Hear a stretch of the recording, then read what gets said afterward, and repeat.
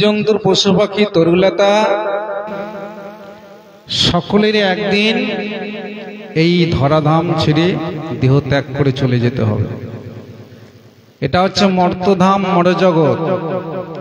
এখানে আসলেই প্রত্যেকে দেহ ছাড়তে হবে।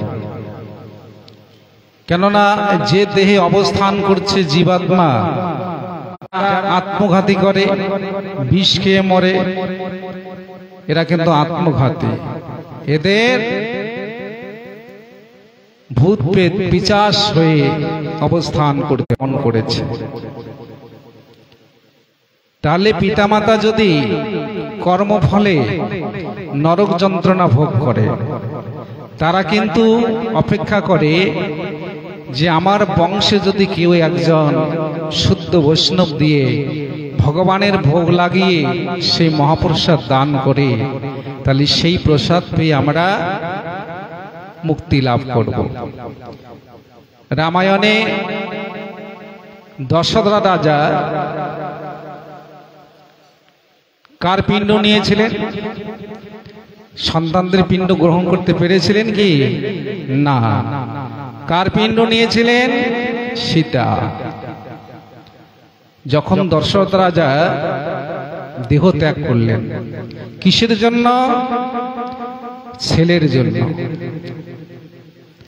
বড় ছেলে রাম, তার মনের আশা ছিল তাকে আমি অভিষেক করিয়ে সিংহাসনে বসে রাজা করব, কিন্তু সেটা আর হলো না। কার জন্য? কৈকেয়ী মায়ের জন্য।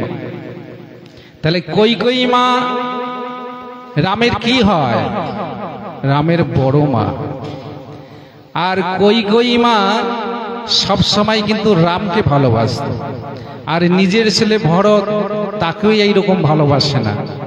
রামকে সব সময় ডাকতো, কোলে নিত, এত আদর স্নেহ ভালোবাসা করত। আর সেই রামকে কৈকেয়ী মা 14 বছরের জন্য বনবাসে দিল।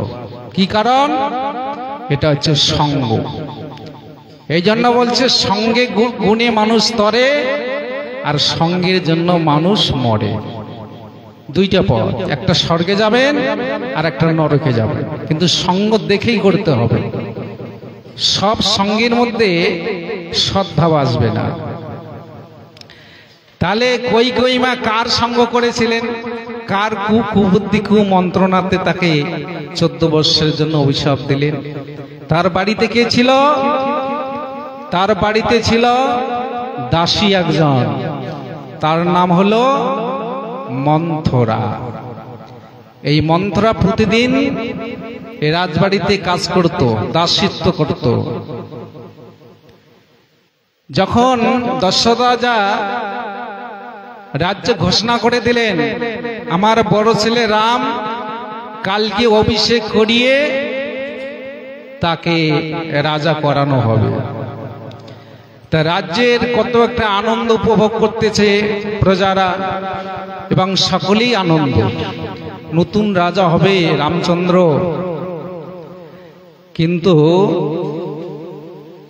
কৈকেয়ী মা আনন্দ করছে, এমন সময় মন্থরা এসে গেছে। মন্থরা এসে কৈকেয়ীকে বলছে, কৈকেয়ী, আচ্ছা তুই এত আনন্দ করছিস কিসের জন্য? কৈকেয়ী বলছে, বা করবো না, আমার বড় ছেলে রাম রাজা হবে, কত একটা আনন্দের বিষয়। তখন মন্থরা বলছে, কৈকেয়ী, আচ্ছা রাম কি তোর ছেলে? হ্যাঁ, আমার রাম তো আমার সন্তান, ও তো বড় ছেলে। তা তুমি কি রামের মা? হ্যাঁ, আমি তো রামেরই মা। তখন কি বলেছেন মন্থরা, তুমি রামের মা নও, তুমি রামের সৎ মা। আজকে রাম রাজা হবে, কালকে তোমাকে ভরতের সঙ্গে অযোধ্যা থেকে তাড়িয়ে দেবে। এই যে কুমন্ত্রণা দিয়ে দিলেন।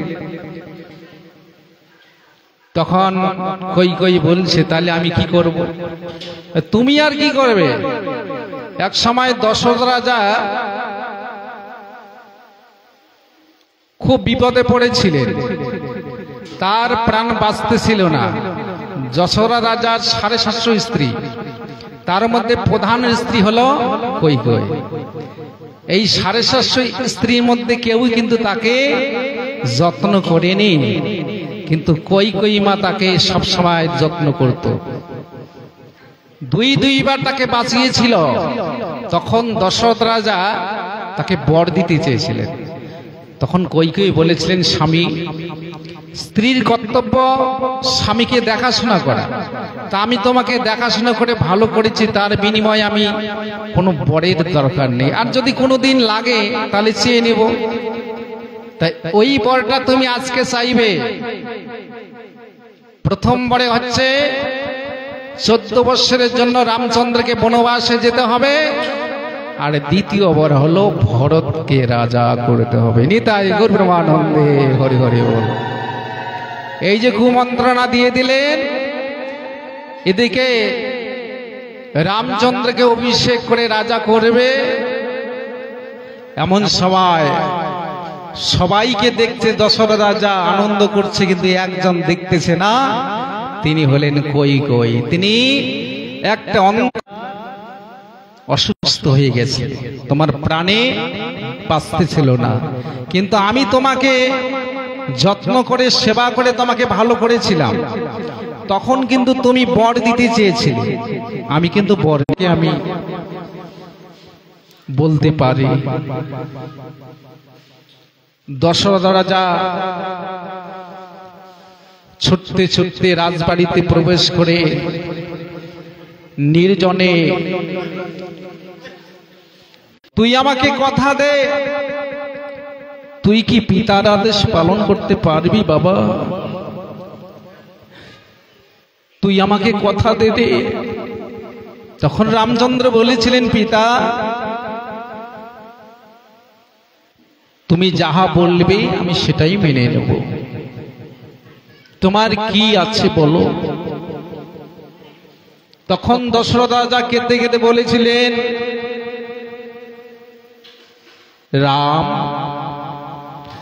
আমার মনের আশা তোমাকে রাজ সিংহাসনে বসিয়ে অভিষেক করিয়ে রাজা বানাবো।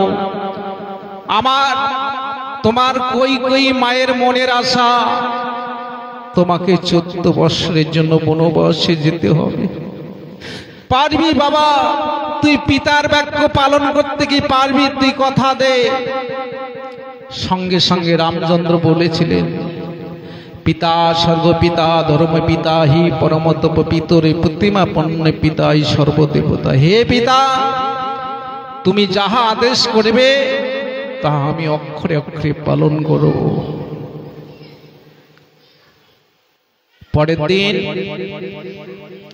রামচন্দ্র বেরিয়ে পড়লেন, তার সঙ্গে সীতাও বেরিয়ে পড়লেন, তার সঙ্গে সঙ্গে লক্ষ্মণও বেরিয়ে পড়লেন।